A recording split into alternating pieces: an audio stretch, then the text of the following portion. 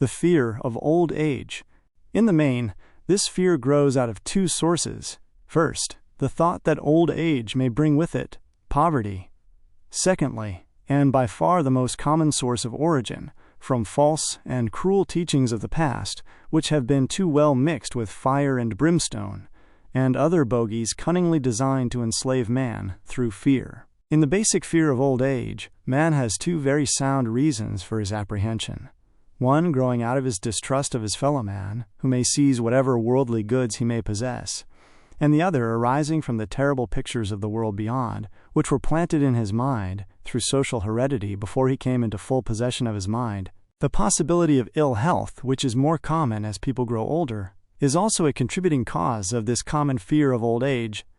Eroticism also enters into the cause of the fear of old age. As no man cherishes the thought of diminishing sex attraction, the most common cause of fear of old age is associated with the possibility of poverty.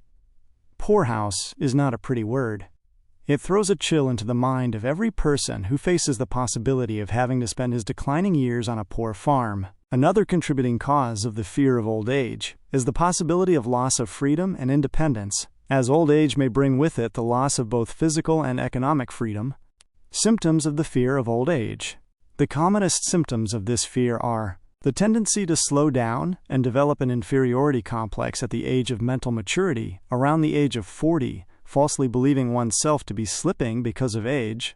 The truth is that man's most useful years, mentally and spiritually, are those between 40 and 60.